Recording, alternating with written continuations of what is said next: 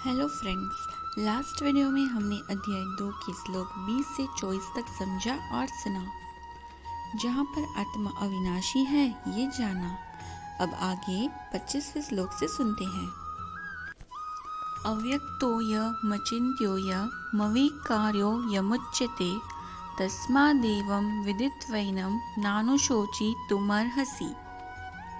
अथ चैनं नित्यजातं नित्यं वा मन्यसे मृतं तथापि त्वं महाबाहो नैनं शोचितुमर्हसि। आत्मा अदृश्य, अचिंत्य तथा अपरिवर्तनशील है, तो कहते हैं कि शरीर के मृत्यु के लिए शोक ना करें। आगे अर्जुन को कहा गया है कि आत्मा जन्म लेती है और मृत्यु पाती है, तो फिर तो उससे पितामह और गुरु के वध से हुए पाप कर्म से डरने का कोई कारण नहीं है।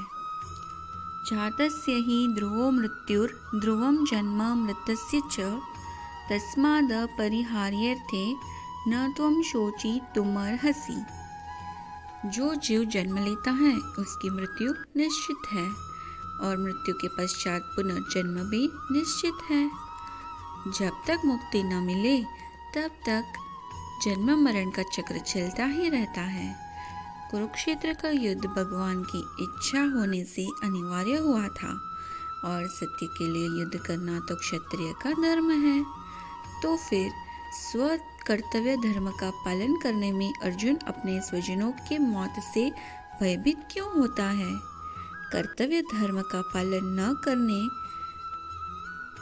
से वो स्वजनों की मृत्यु रोक सकने वाला नहीं था, और अगर कर्म का गलत मार्ग का चयन करे तो उसका पतन हो जाता। अव्यक्तादीनि भूतानि व्यक्त मध्यानि भारत अव्यक्त निधनान्येव तत्र का परिदेवना। जब सब जीव शुरुआत में अव्यक्त होते हैं, मध्यावस्था में व्यक्त होते हैं और विनाश के बाद फिर से अव्यक्त हो जाते हैं, तो फिर शोक किस बात का? ये भौतिक शरीर नाशवंत है पर आत्मा सनातन है। शरीर वस्त्र के समान है, तो फिर वस्त्र परिवर्तन हो तो उसमें शोक किस बात का?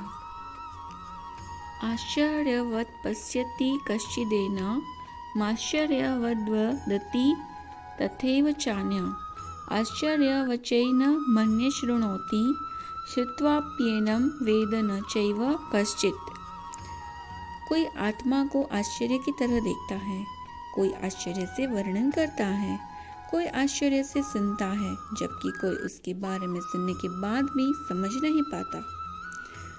आत्मा के बारे में जानने का सबसे सरल उपाय है कि परम अधिकारी ऐसे भगवान श्री कृष्ण के द्वारा कही गई भगवद गीता के उपदेशों का स्वीकार करें। लेकिन उसके लिए ये जन्म के और पूर्व जन्मों की तपस्या तथा त्याग की जरूर रहती है, और तभी मनुष्य कृष्ण को पूर्ण पुरुषोत्तम परमेश्वर की तरह स्वीकार करने का सद्भागी बनता है। देहि नित्यमवध्योऽयं देहे सर्वस्य भारत तस्मात् सर्वाणि भूतानि न त्वं शोचितुमर्हसि। यहाँ कहते हैं कि हे भरतवंशी, आत्मा सनातन है और उसका वध नहीं हो सकता, तो पितामह भीष्म और गुरु द्रोण के युद्ध में मारे जाने का भय रख अपने कर्तव्य से विमुख न होना चाहिए। स्वधर्ममपि चावेक्ष्य न विकम्पितुमर्हसि धर्म्याद्धि युद्धाश्रेयो न्यक्षत्रियस्य न विद्यते। यहाँ भगवान अर्जुन को समझाते हुए कहते हैं कि उसके लिए धर्म के अर्थ में युद्ध करना उत्तम है और उसके लिए उससे बिल्कुल भी सोचने की जरूरत नहीं है। क्षत माने इज्जा, जो मनुष्य हानि से रक्षण करे उसे क्षत्रिय कहते हैं।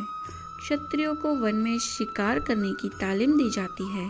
क्षत्रिय वन में जाके बाघ को ललकारता है और उससे लड़ता है।